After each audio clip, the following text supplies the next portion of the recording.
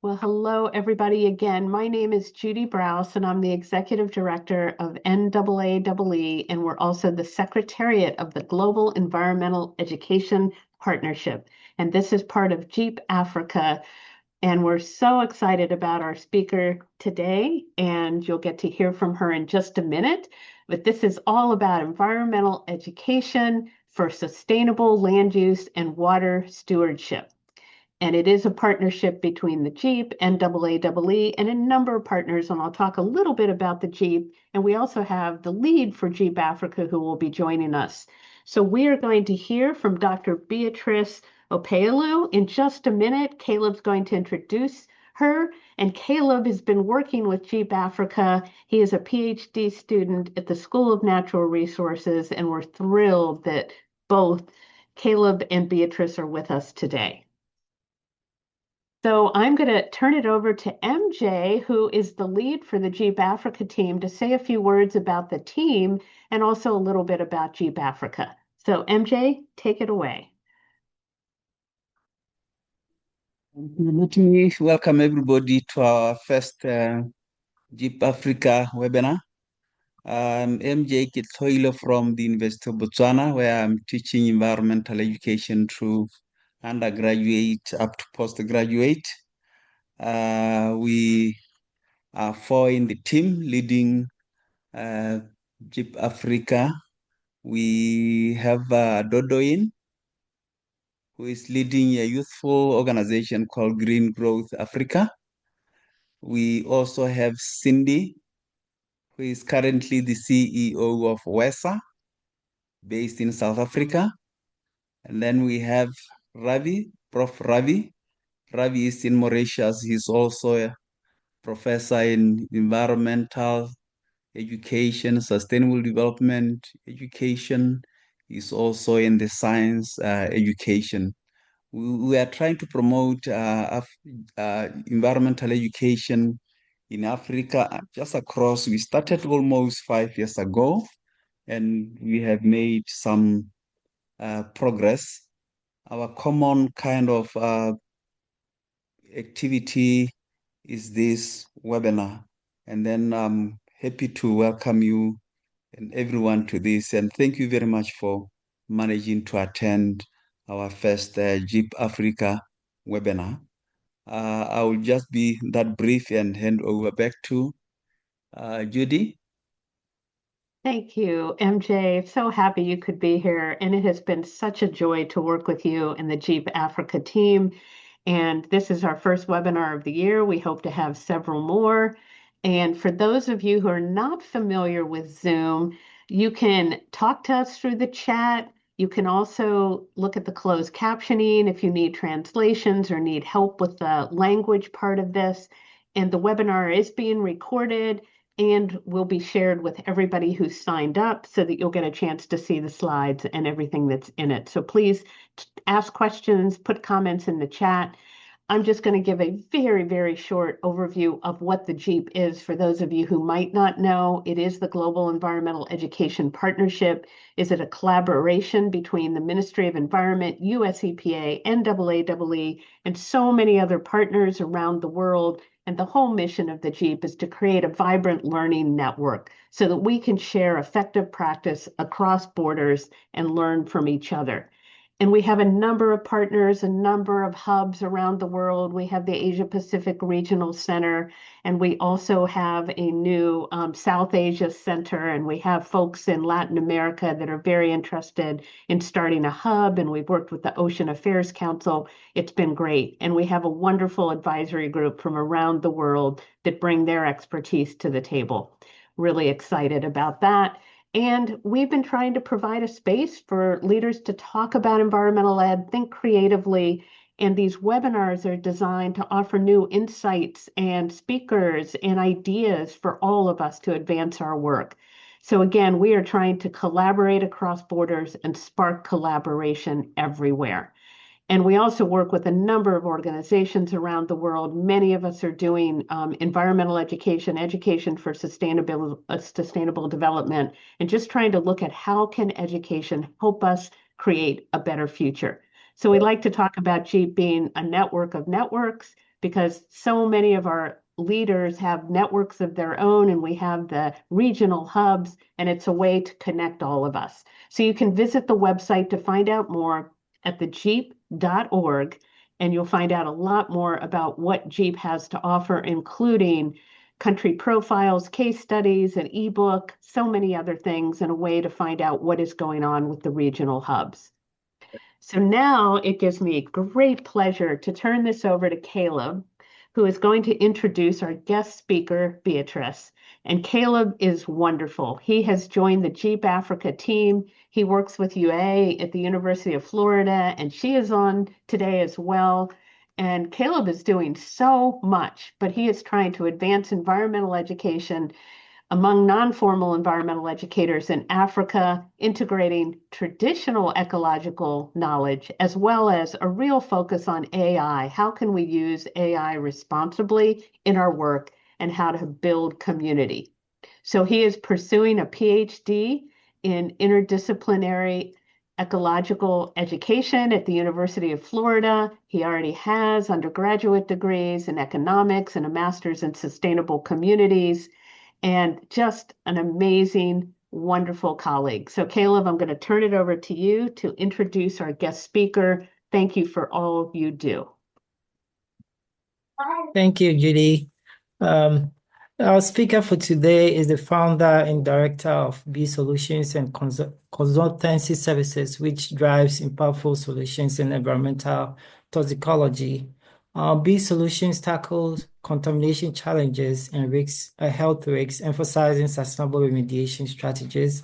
She has extensive experience in environmental chemistry and toxicology, which informs her mission to foster healthy ecosystems and communities. She is passionate about capacity building and sustainability in the higher education sector. She is the immediate past president of SETAC and contributor to global initiatives. Beatrice champions collaboration and innovation in environmental science, and her commitment to empowering others and advancing science underscores her contribution to the field. Without much ado, I would like to invite Dr. Beatrice Opeolu to speak to us today. Thank you so much, Caleb, for that beautiful introduction. Thank you, Judy, also. Thank you to Jeep and WAEE for this invitation. It's an honor to present this topic this evening to our colleagues. And I hope that at the end of this evening, we will be more empowered to do what we need to do as individuals, as communities, as countries, and as a global community. I will say good afternoon, good morning, good evening to everyone in the room. So my topic this evening is about environmental education for sustainable land use and water stewardship. And I'll be going through this presentation as someone that has lived the experience to some extent, as a steward of the environment myself, having lived most of my life doing environmental studies, education, and so on and so forth. So I see myself as an ambassador of the environment in the real sense of it. I'm trying to move things around on my screen, but I hope you still see me. The idea is to say we want to strengthen what is it that we have already. But what I want to start with is to ask you, colleagues, in one phrase, what is it that comes to your mind when you hear about land and water stewardship? What is it that you have at the back of your mind when you hear land and water stewardship? You can put your comments in the chat box as I continue my presentation. We've lost about 2 minutes already. And will you say that land and water stewardship is a scientific issue? Is it a livelihood issue, or is it a governance issue? Or perhaps it's even an education issue. What are your thoughts about that? And I would like you to reflect on that and put in the comment section what is it that you think land and water stewardship means. But what I will do is to go straight into land and water systems and to make it clear that these are not amenities in the real sense of it. They are basic requirements that we need to live, that we need to have good quality life. Why? Because food, they provide the food we eat, they regulate the climate, they supply fresh water, they maintain biodiversity, they support economic activities, and so on and so forth. The list is endless about why land and water resources matter to us. But then when we ask, and so what? The issue is that both our land and water resources, they continue to deteriorate over the years. And it's been reported, and there is factual evidence that suggests that about over 15% of the global land is already degraded. And the sad part of it is that over 11, or almost 12% of that actually, they are located in Africa, where I call home. And then with climate issues and other things, water scarcity also becomes aggravated. Climate change seems to be exacerbating land degradation as well as water quality, and not just quality, even water quantity. And we can talk about quality and quantity in terms of affordability, availability in different dimensions for the next 1 hour that I don't want to go into. And of course, because we want to live well, because we want good quality life, agricultural expansion is also ongoing because population continues to grow, people need to be fed. Urbanization is another layer of pressure on these two very important resources. And of course, industrialization as we know it is a big culprit in terms of water and land pollution. And these are over and above all of the pressures and stress that climate change is put on these important water natural resources. So what is happening now is that by 2050, it's been projected that at least 3 out of 4 people, I'm trying to break this down into some people in the room that may not be core scientists, that at least 3 out of 4 people globally could face drought impacts. And of course, the cost of drought currently is over $300 billion globally. Also, in terms of, water stress, about 10%, approximately 10% of global population, then that translates to about 70 million people, they live in countries with high and critical water stress levels, including my resident country now, South Africa.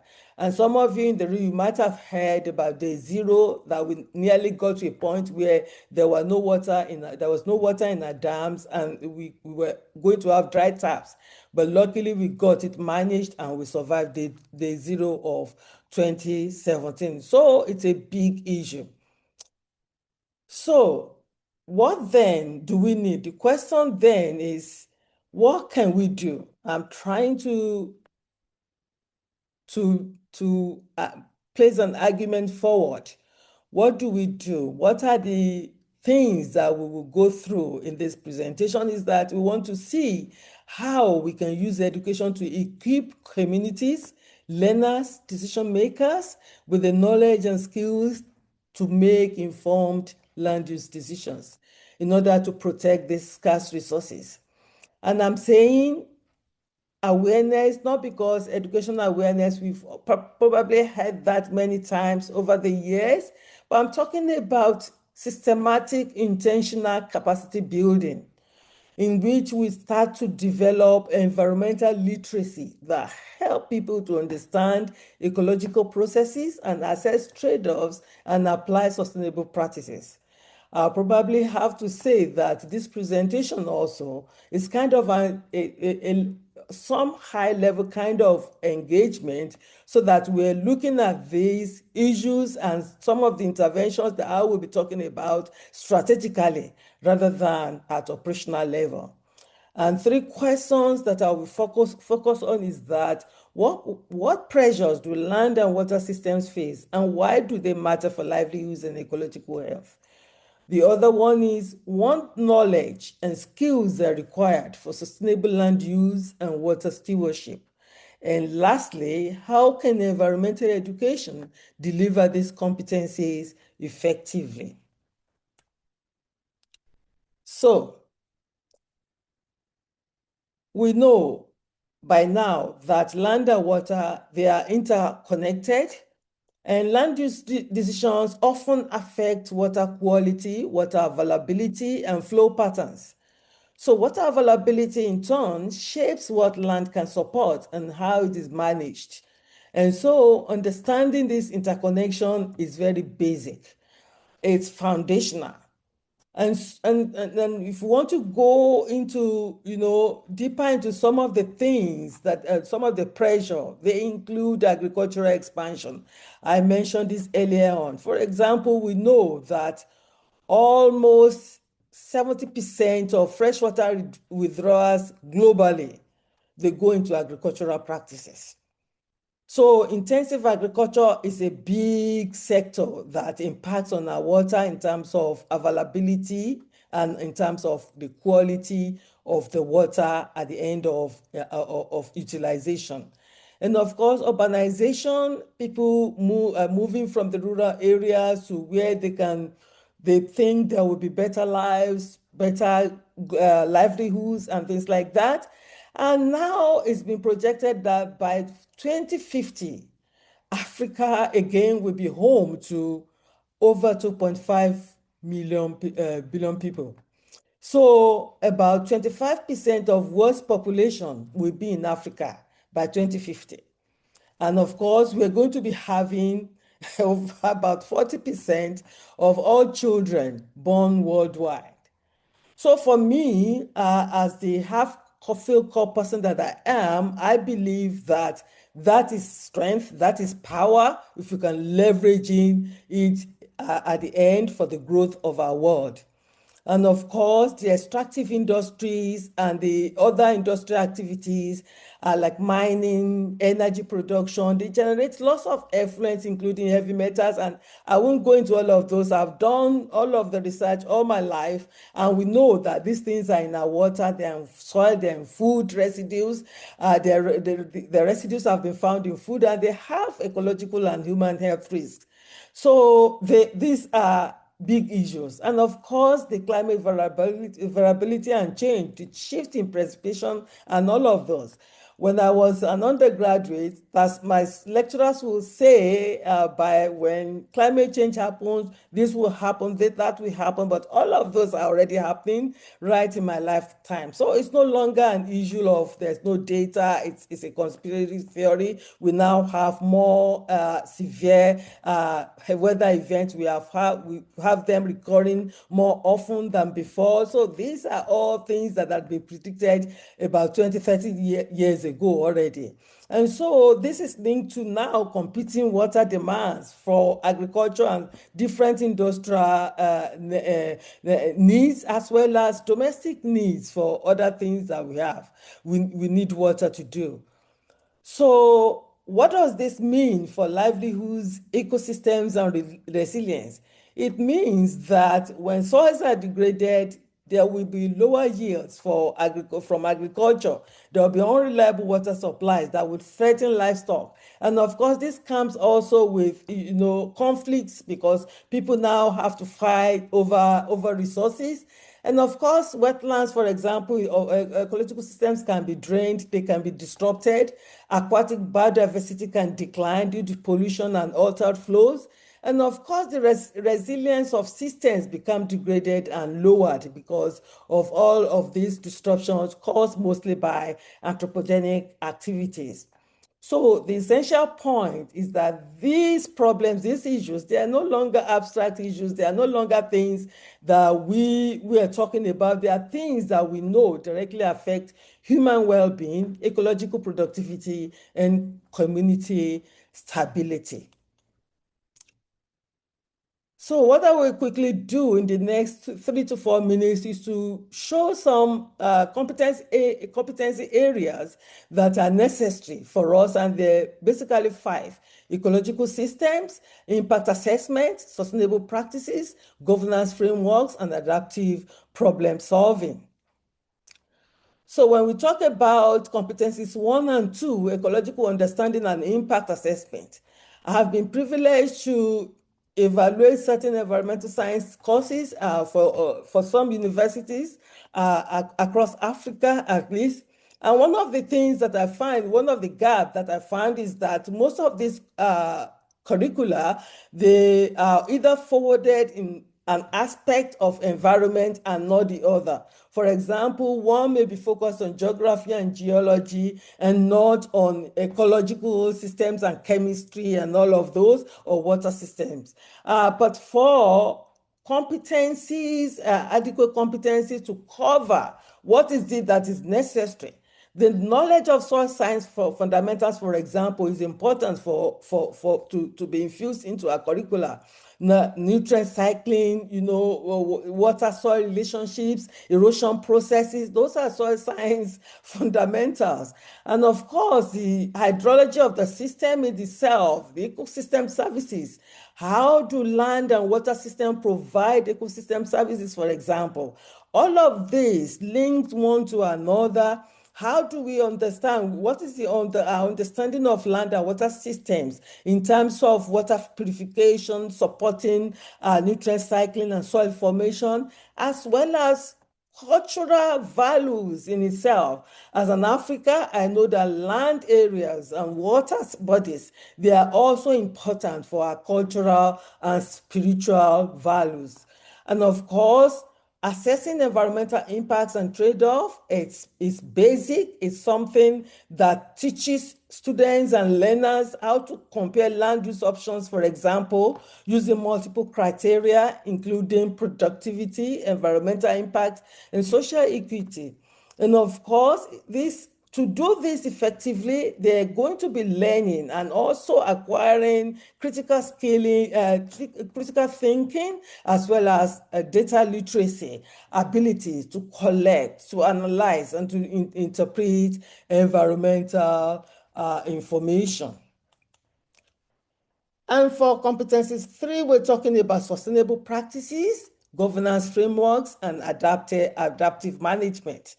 Land management, for example, talks to conservation agriculture, where we're taught erosion control, for example, zero tilling or minimum tilling, agroforestry, and so on and so forth. And of course, there also we're taught water stewardship, water conservation, maybe drip irrigation instead of sprinkler irrigation, maybe watershed protection, reforestation, wetland restoration. All of this, at some point, a student or a learner that wants to be a steward should be exposed to some of those things. And of course, the land tenure speaks to understanding governance and institutional frameworks.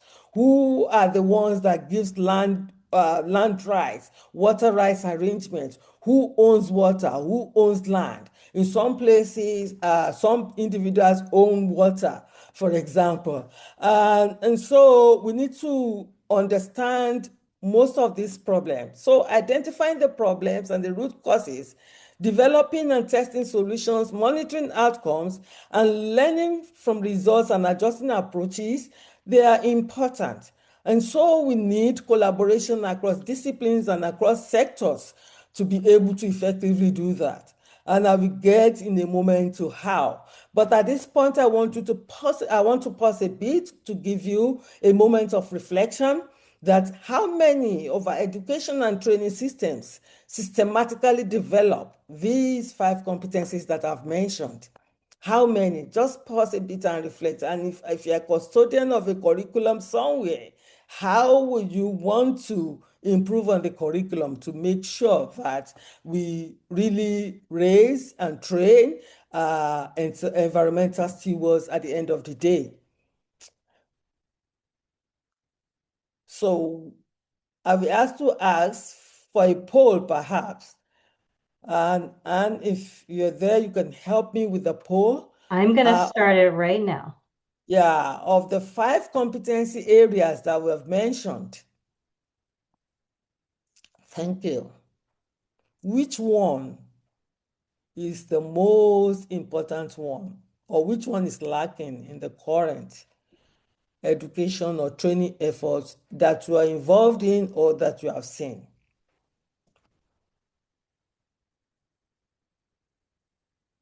Thank you. Let's quickly do that.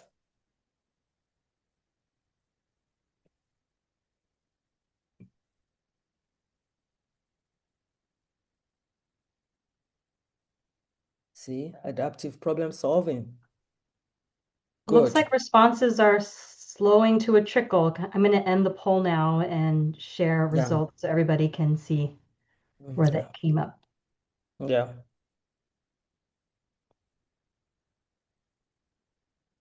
Okay, I think I have an idea of we can then move forward. Thank you. And do you want to share the results? Oh, I just did. Let me share again. Okay, okay, thank you. Thank you. Okay. Are you able to So see the results? no, it's fine. It's fine. We've got 17% saying sustainable practices, and then a third saying governance frameworks are most missing, and then about half are saying adaptive problem solving are most missing in the current education efforts they're seeing. And I think that is an important one that we cannot even afford not to with climate change now. So thank you so much.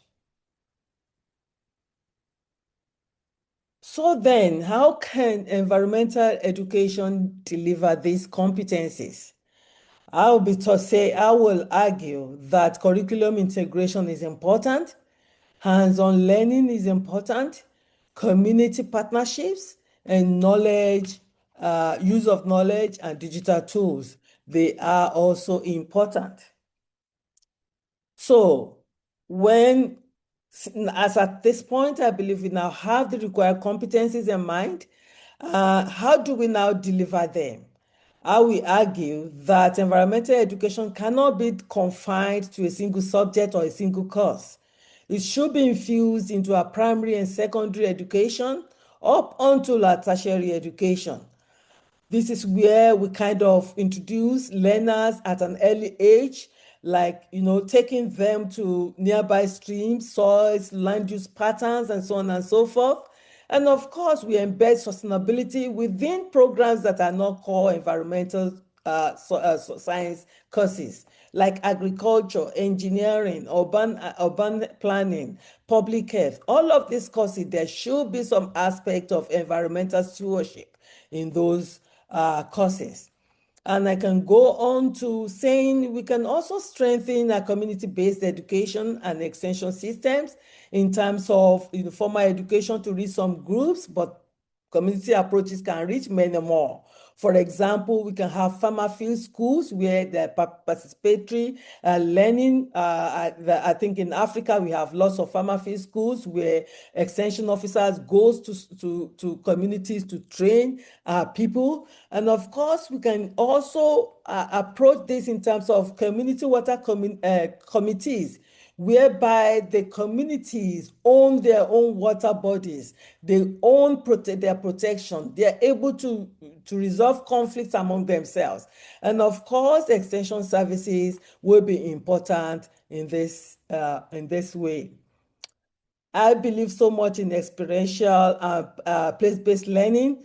I remember when I got admitted to environmental management and toxicology in 1990, I didn't want the course, I wanted chemistry, and I had no clue.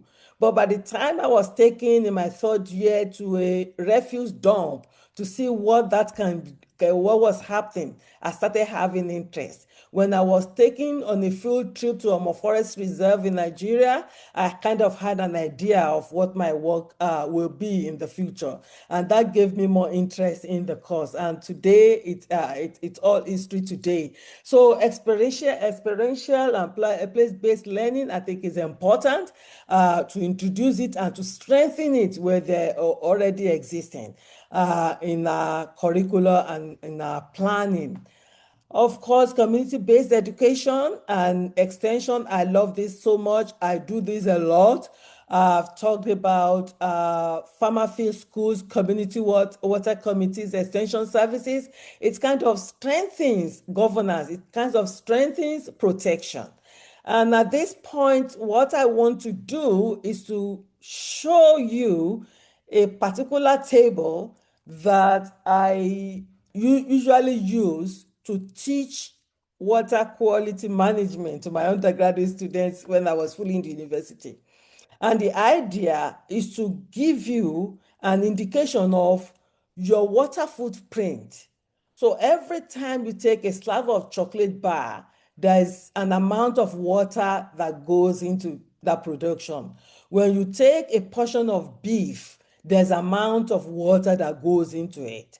So I believe as individuals, we can also be stewardship in our choices, the things we wear, the things we do, the things we eat, our choices on a daily basis. How do we interact with water? How do we interact with land? I think it is important to understand that. And of course, we need to integrate scientific and indigenous knowledge. And I'm not saying one should replace the other. I'm a beneficiary of Western education, and Western education is the reason why we have better quality lives. But I also know and understand that there's so much knowledge with indigenous people that remains untapped globally. And a simple example for me is how my grandparents would preserve their beans in the house by just adding chili pepper to it, and there will be no pests, there will be no insect infestation. And I know that when I was a young child, our grandparents, they will look into the sky and they will predict whether a cloud will result in rainfall or not. And so there are lots, and it was always accurate most of the time. So, and I think those will be cheaper for us in the long run as a world, as a global entity at the end of the day. So I believe there's a lot of knowledge there. We just need to start documenting them and valuing them with established practices, while we're introducing these new ones that we're trying to tap into to make them evidence-based. I'm a digital, old person, but I believe in this digital age so much that I went to enroll for an AI machine learning course recently, and I just completed that with MIT. And I believe this is the future. We cannot be left behind as environmental scientists. We need to go into mobile platforms where we can share weather information. For example, GIS can support mapping of lands. We go e-learning, providing training materials and disseminating it the way we're disseminating this seminar, or even pacing them in a way that people can go in there to access it at their own convenience. We need to start improving and encouraging citizen science more, especially in Africa. And I believe so much in professional development for educators. Training of trainers will be key for us going forward. So for me, evidence from implementation across contexts, environmental education is most persuasive when it is linked to documented outcomes. And so I will say that we document whatever it is that we need in terms of whether you're working with land and you're doing soil and yeast in terms of different land use practices. Make sure you document them. Whether you are doing water governance, engaging communities, have your data. You're sharing your learning outcomes, university community-based partnership. Let us document it. Let us present the evidence at all times, because that is how we can build upon whatever thing we are doing in our small little corners over time and make it worth the while. So I believe strengthening environmental education is a priority. And based on correct practice, I believe several priority actions should be taken. We need to define clear literacy outcomes that we want across all education levels for water, land, ecosystem concepts, and so on and so forth. We need to build capacity at scale through pre-service training, in-service development, and access to teaching resources. And also, we need to strengthen extension and community learning system so that evidence-based practices reach farmers, users, water users, local institutions, and so on and so forth. And of course, we need to support interdisciplinary and multidisciplinarity, as well as problem-based learning. I love problem-based learning. It works almost all of the time. Those are things that reflect how land and water decisions are made in practice. We can use drama even. We use technology responsibly to extend our reach, and also in that sense, we'll still be addressing access, language, as well as inclusion. So for me, we need to understand that we have a real problem here. And this problem is not something we can postpone. Land degradation and water scarcity affects livelihoods, food security, health, economic development, and ecological health. And we know that solutions will require knowledge and skills, so stewardship needs ecological understanding and adaptive practices at the end of the day. So we need to find ways of navigating governance systems and adapting to changing conditions. And of course, education is the mechanism that we can use to develop the competencies, not as information transmitter, but as capacity building, helping us to develop the ability to think critically and solve problems and act also responsively. And of course, I will argue that multiple approaches are very important. Environmental curricula will require experiential learning, multiple community-based programs, integration of indigenous knowledge systems, technological tools, and ongoing professional development. So, what is it that is required of each and every one of us? We're expected to set policy for and funds for environmental education from government institutions. As educational institutions, we need to build relevant and appropriate curricula to train educators. And also as researchers, we need evidence that can speak to practice at the end of the day. As practitioners and NGOs, we need to deliver programs that will effectively make a difference in our communities. And of course, our communities need to also share knowledge with us and lead stewardship action, because I believe in Africa, most of the communities, they are very hesitant to share knowledge for different reasons that I can't go into. We need to change that narrative. And so now I have these 5 key takeaways for today, I dare say. And I'm not going to run through each and every one of us or of this, but I will ask one last question from my audience this evening, Cape Town time. If you could change just one thing in the next 12 months to strengthen environmental education for stewardship, what will you prioritize? Will you prioritize the curriculum? Will you prioritize educator capacity? Will you prioritize community learning and extension? Will you prioritize governance literacy? Or will you prioritize digital tools? That will be my last question for you today. And I thank you so much for your attention. So I would say we do not inherit the earth from our ancestors, we borrow it from our children. And so we need to be conscious of this and use these beautiful, blessed resources responsibly. Thank you so much. Thank you so much, Beatrice. I appreciate your presentation as well. We have a couple of questions in the chat for you. I'll start with Ravi's question about, just a second. Based on your experience, how can we reduce the gaps that exist between environmental policy and classroom practices in African education systems? Okay, I'm trying to get my Zoom link now. I'm not sure what is happening with my screen. I can repeat the question again. Okay. So the first question is, based on your experience, how can we reduce the gaps that exist between environmental policy and classroom practices in African education systems? I think it starts with the classroom itself. It starts with us lecturers in the classroom, the curricula we teach itself.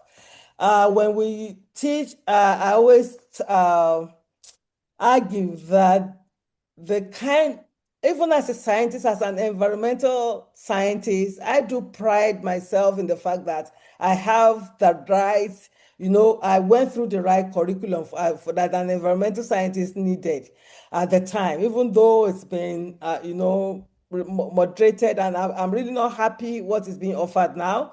I was privileged to go through hydrology classes. I did meteorology. I did even project management. I did everything that connects the environment, not just chemistry and ecology.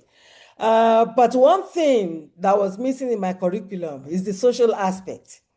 And I got to learn that also, the sociology of the science, the sociology of the ecology, the sociology. I would have loved to go through that also as an undergraduate. I had to learn those on the job at the end of the day. So I think the curricula itself, the curricula that we run itself, it's always so isolating. And one of the things, and sometimes some years back, I was a bit heartbroken because of the way we do things sometimes when we as leaders, or as, what is the word now, I don't know the right word, but as a custodian of students' future, we are handling this curricula. Whatever it is we're trying to develop for them should be for them, not for the lecturers, because it's unlikely to get a rounded environmental scientist to be employed in an environmental science program. He will probably be a chemist or a geologist or an ecologist or a forester, and not an environmental scientist. But what we can do is to develop ourselves to make sure that at the end of the day, the students we are producing, the graduates we are producing, they need all the core competencies that we need to survive out there. When we come to government, universities work separately, government works separately, and many times when you want to put students in the experiential learning spaces, we would rather take them to organizations that are industry-based or rather than government-based. So if a student is placed for some weeks in the different sectors, for example, I talk to multi-sectorial kind of engagement. He has an idea of what an environmental scientist, what is expected of an environmental scientist in a state environmental protection agency, for example, the rules, the laws, environmental laws of the land, the implementation of the laws, and so on. If they are exposed to that, as well as other areas of the industry in the mining sector, for example, or the other production system in agriculture, then they have this overview, and students can choose by themselves at the end of the day. I want to go into policy, I want to go into industry, I want to stay as a researcher in the university. So it starts with the right curriculum every time, the way we deliver from, teaching in the classrooms up to exposing our students to real life world work experiences as students. I think that can make a lot of difference in the way we engage. And of course, researchers and lecturers, they need to engage more with people outside of the academic sector. We need to engage with policymakers. We need to engage also with industry practitioners. Oh, thank you so They're not much. great at doing that. Yeah, thanks. Yeah. So our next question is from Catherine. Catherine is asking, what teaching practices can we employ to encourage future stewardship based on knowledge-focused programs? The one that works really nicely for me is problems-based learning. For example, so you kind of identify a problem for your students in a class. If I'm teaching water quality, for example, I would take them to different water bodies to see what it looks like if water is relatively unpolluted, and when something is going in there, what is happening? And I will tell them, what will you suggest? What will, and we can create scenarios. Sometimes they even act in terms of drama, and this one is acting as the policy, the person that will implement policy on the industry, discharging bad effluent, and the other is saying, I'm the producer, I need to make profit. And it kinds of work, it helps them. Sometimes we also do, I used to take them to some of my community engagement activities. And some of my students are really great at this thing, and they're doing their own things now, even after graduation.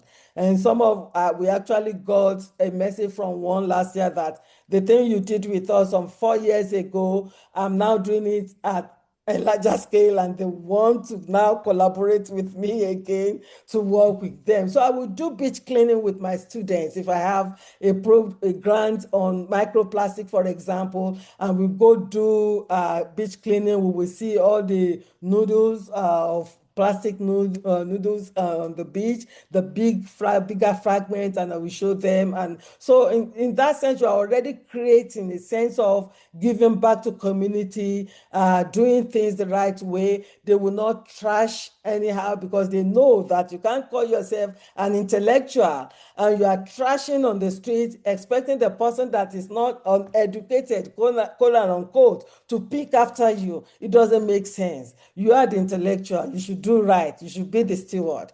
So I think those can help. Thank you. Okay, thank you. The next question is, how can business education subjects like economics, accounting, travel, and tourism at the secondary school level in Africa help to promote environmental education? Because most of these do not focus heavily on this environmental context. Yeah, absolutely. And I agree. And I will go back to the curriculum. I talked about the sociology of my science, the social aspect of my science that was missing in my education, my formal education.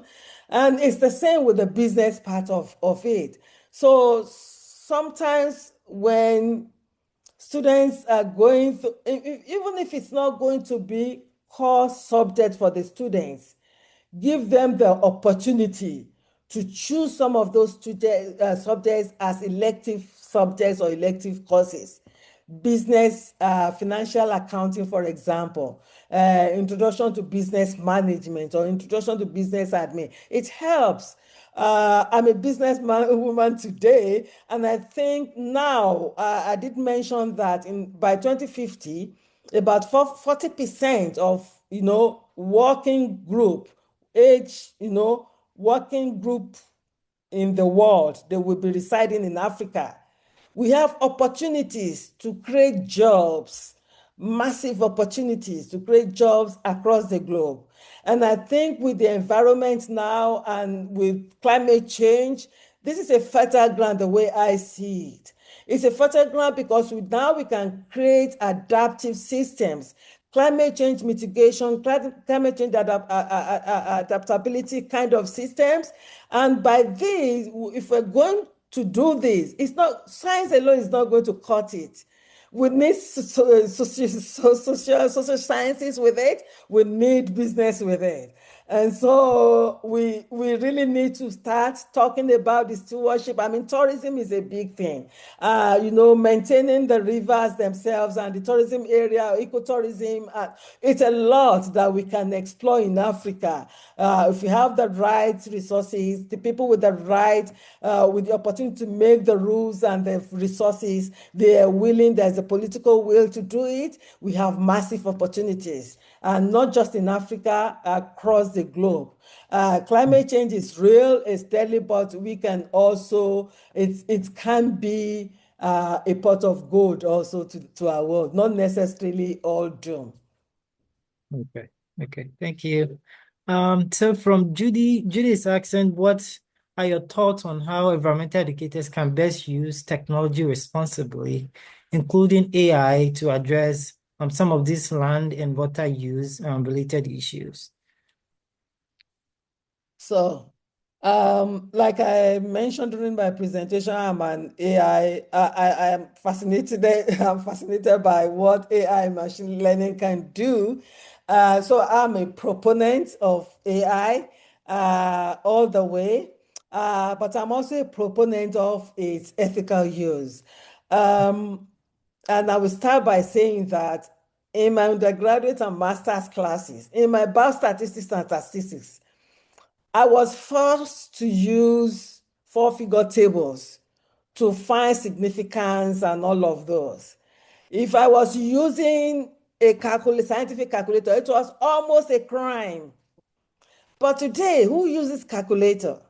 We use software. You just put in your values on the software and you just get your LC value, LD value.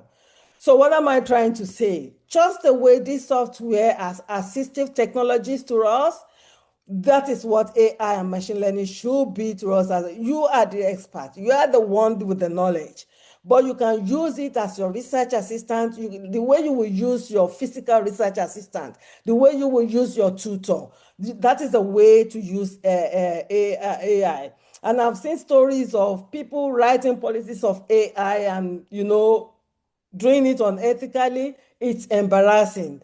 When you get a feedback from UI, what you also need to do is to be sure of the facts and the data of every sentence that AI has generated for you so that you are sure that you are putting in, I mean, it's just your assistant. It's not the intellectual for you, because what AI is doing is just mathematics, calculating permutations and combinations. It's not a database of facts.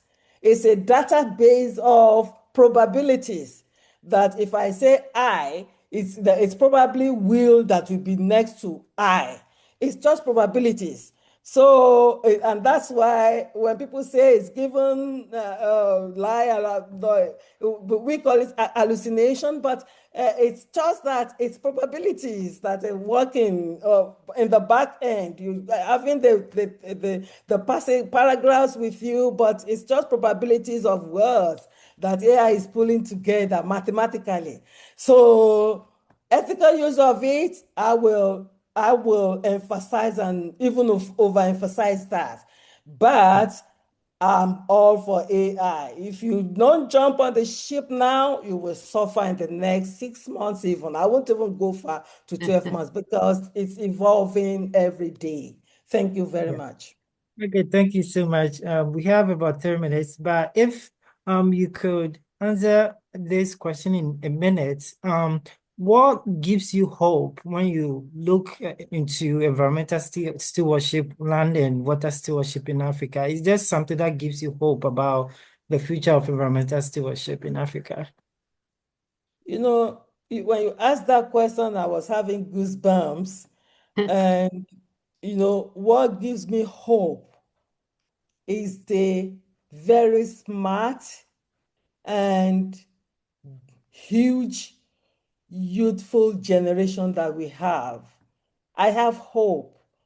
I believe this generation is so smart that you are so smart, and because you have, all of this information and access, I've seen the transformation in students. I thought from diploma, and now they are now PhD students, some of them nearing their professorships at that now. So that is my hope. I believe so much that there's hope for us in Africa.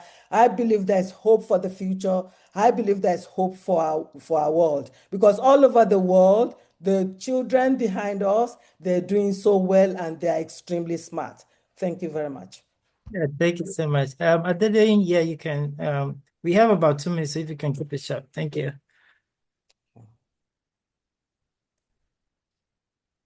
Okay. Sorry, I was trying to type, but I think that might take some time, so to be fast. So congratulations on your presentation. I really, really love it. I was going to ask, I mean, from your name, it's obvious that you have a background in Nigeria. So I was going to ask, what with the state of environmental education in a country like Nigeria, where I think it's common in Africa, where we're still trying to push for the conventional environmental education within curricular system, how do you think we can jump that and advance it with AI at the same time? The possibility, technically. Thank you. Wow. I'm going to charge you for that, Dr. Adedoyin. But I can say that I'm Beatrice, and my home name is Toyin Opeolu. From Ogun State. I had my education in Nigeria, all of my education before I came to South Africa. My first degree is in environmental management and toxicology, Abeokuta, Funab, Abeokuta. My MSc is MSc UI, environmental biology UI, and environmental toxicology, FUNAB. So all my education is Nigerian, and I'm extremely proud of my education. In my curriculum in Abeokuta, we had a course called environmental education. In fact, two of them, one at the third year and the second one at the fourth year. And I happened to teach primary and secondary school. Sorry to buttons, primary and secondary. In primary and secondary, yeah, I mean, we used to do Nigerian Free School with my late Professor Ojo, and we will visit high schools at the time and teach them about education, and they will do Yemoja, and how our ancestors used to protect water and put a shrine there, and what it means and what it is now. So we will do little things like that. There are opportunities, and with AI now, you can actually go into AI to ask for scripts, give your idea of what you have on your mind, put it to AI. I need a script on so and so, and bam, you just in few seconds you click it. So yeah. Thank you so much. Very much, Beatrice, and then thank you, Adedoyin, for your questions as well. And I want to use this opportunity to thank our audience for joining us today for this webinar. And then in the next couple of months as well, we'll also be having other webinars organized by GEEP Africa. So do well to join us. And as part of GEEP Africa and what we are doing in terms of environmental education, we would like you to share your stories and anything that you are doing related to environmental education with us, and then we'll do well to share that in other global environmental networks to advance what you all are doing. And also, as part of my own research, I'll be organizing some professional development workshops on place-based environmental education and then the use of AI in environmental education. So do well to reach out to me. My email is on the flyer, and then we can advance some of those discussions as well. And then sorry about the time. We look forward to you joining us in our subsequent webinars as well. Thank you all. Caleb, thank you so much. And Beatrice, that was fantastic. Thank you. It's so good to see the GEEP Africa team here, Adedoyin and Ravi and MJ. I don't know if Cindy joined. And Anne, I want to thank you for all the behind the scenes. We really appreciate all the work of GEEP Africa. And Beatrice, you gave us so much to think about, from problem-based learning to competencies to a little hope there at the end. Thank you all so much. And Caleb, we're so lucky to work with you. Take care, everyone. Have a wonderful rest of your day and evening. Great to see you all.